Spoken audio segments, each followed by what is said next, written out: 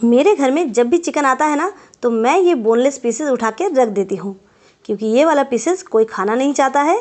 तो चलिए इसी बोनलेस पीसेस से हम बनाएंगे chicken cutlet. Mini chicken cutlet बनाएंगे, बहुत ही ईजी तरह से बनाएंगे। ऐसे चिकन कटलेट खाने में तो सबको बहुत अच्छा लगता है, पर बनाना थोड़ा सा ट्रिकी लगता है।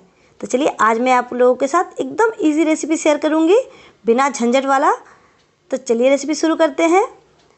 चलिए पहले हम बोनलेस पीसेस से जो थोड़ा सा भी बोन रहे उसको हटा देंगे।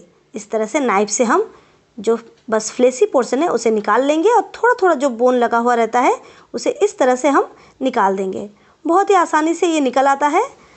अगर आपको ये थोड़ा सा ट्रिकी लगे तो आप जहाँ से चिकन लेते हैं उनको बोलने से वो आसानी से इसे बोनलेस बना देते हैं।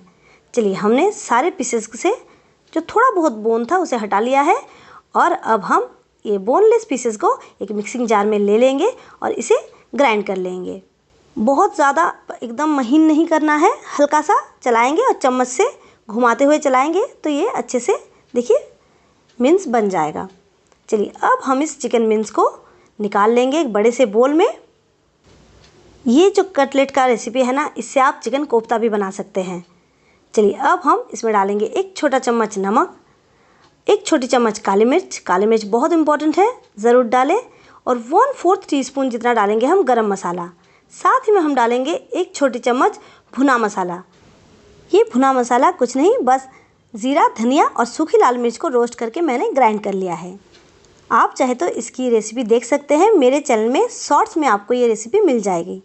चलिए अब हम 3 कलियाँ लहसुन को इस तरह से ग्रेट करके डाल देंगे, और 1 इंच अदरक का टुकड़ा ग्रेट करके हम इसमें डाल देंगे। कटलेट में ना अदरक लहसुन का पेस्ट अच्छा नहीं लगता है। अदरक और लहसुन को आप इस तरह से ग्रेट करके या बारीक काट के ही डालें। चलिए थोड़ा सा इसमें धनिया डाल देंगे, और नींबू का रस डालेंगे आधा टीस्पून जितना। चलिए अब सारी चीज़ों को हम अच्छे से मिला लेंगे। ध्यान रखें जब हम चिकन को पीस रहे हैं तो उसमें बिल्कुल भी पानी नहीं होना चाहिए। इसमें और कोई मसाला डालने की कोई ज़रूरत नहीं है। जो भुना मसाला हमने डाला है ना, उसका ही बहुत अच्छा एक टेस्ट आता है। तो आप ये भुना मसाला ज़रूर डालें, बिल्कुल स्किप ना करें। चलिए अब हम इसको फ्रिज में 10 मिनट के लिए रेस्ट होने देंगे, ताकि ये थोड़ा सा टाइट हो जाएगा तो हमें शेप बनाने में आसानी होगा। चलिए अब हम हाथ को थोड़ा सा गीला कर लेंगे और छोटा छोटा इस तरह से पेड़ा लाइक बना देंगे। आप चाहे तो ड्रॉपलेट का शेप भी दे सकते हैं, या फिर बर्फ़ी जैसा जो शेप होता है कटलेट का वो भी बना सकते हैं। तो घर में हम बना रहे हैं तो इतना तामझाम नहीं करेंगे। मैं आपको दिखाने के लिए बस दिखा रही हूँ। ये ड्रॉपलेट शेप आसानी से बन जाता है हाथ से, आप इस तरह से बना सकते हैं। पर मैं तो इस तरह छोटा छोटा गोल गोल पेड़ा लाइक बना देती हूँ, फटाफट से ढेर सारा बन जाता है। और घर में खा रहे हैं तो उतना डेकोरेशन की उतना ज़रूरत नहीं होता है। तो चलिए मैं तो छोटा छोटा पेड़ा बना लूँगी। ये फ्राई करने में भी आसानी होता है और बनाने में भी तो कम टाइम लगता है। अगर आप इसमें बारीक कटा प्याज डालना चाहते हैं तो इस टाइम पे प्याज डाल के तुरंत ही आप कटलेट को फ्राई कर लें। प्याज डालने के बाद अगर छोड़ेंगे ना तो वो प्याज पानी छोड़ने लगेगा, और जो हमारा डो है वो नरम हो जाएगा। अगर आप कोफ्ता बनाना चाहते हैं तो गोल गोल शेप का बना लें। चलिए हमने थोड़ा सा कटलेट बना लिया है। अब बाकी जो डो है इसका हम बाद में बनाएंगे। तो पहले हम कटलेट्स को अंडा और ब्रेड क्रम्ब में कोट करेंगे। चलिए मैंने एक अंडा ले लिया एक प्लेट में, इसमें थोड़ा सा नमक और काली मिर्च ले लेंगे। ये वाला पार्ट बिल्कुल भी ट्रिकी नहीं है, मैं आपको बता रही हूँ। आप इस तरह से बनाएंगे तो आपके हाथ भी गंदा नहीं होगा। चलिए अंडा को हम अच्छे से बीट कर लेंगे, देखिए। और जितना कटलेट आपको बनाना है उतना बनाने के बाद बाकी जो डो है उसको आप फ्रिज में रख दें, तो ये नरम नहीं पड़ेगा। चलिए अब हम दोनों हाथ को, देखिए मेरा साफ़ है बिल्कुल। अब हम एक एक जो कटलेट है इसे अंडे के घोल में डालेंगे, और एक चम्मच या फोक की मदद से उठाकर ब्रेड क्रम्ब में डाल देंगे। देखिए अंडे में हम हाथ बिल्कुल नहीं लगाएंगे, चम्मच की मदद से उठाकर हम ब्रेड क्रम्ब में रख देंगे, और ऊपर से ब्रेड क्रम्ब डाल के इसे इस तरह से ब्रेड क्रम्ब में कोट कर देंगे। चलिए हाथ अच्छे से दबा देंगे ब्रेड क्रम्ब को, ताकि अच्छे से कोटिंग बन जाए। बस हमारा जो कटलेट है बिल्कुल रेडी है। और देखिए मेरे हाथ भी बिल्कुल गंदे नहीं हुए हैं, हाथ बिल्कुल साफ़ है। अंडा को हम बिल्कुल टच नहीं करेंगे, अंडा हम चम्मच से ही लगाएंगे और ब्रेड क्रम्ब हम हाथ से लगाएंगे।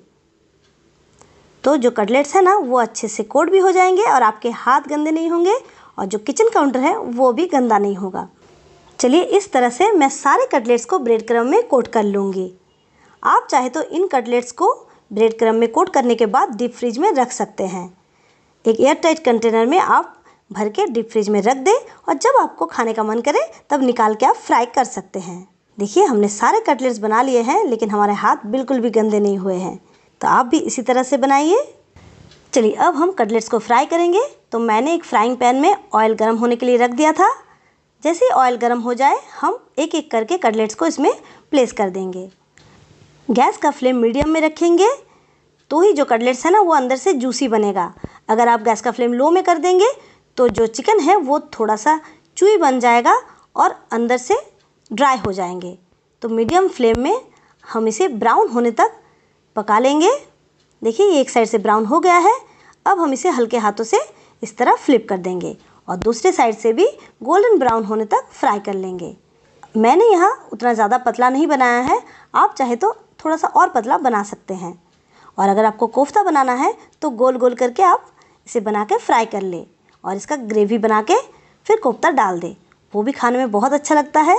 देखिए हमारे जो कटलेट्स है वो बन गए हैं।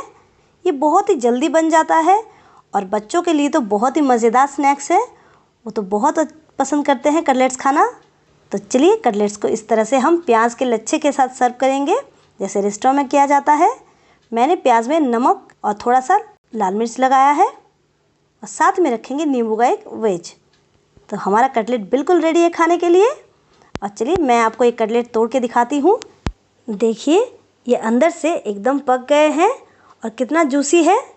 तो आप भी ये रेसिपी एक बार ज़रूर ट्राई करें और आपको कैसा लगा ये मुझे कमेंट में आप ज़रूर बताइए।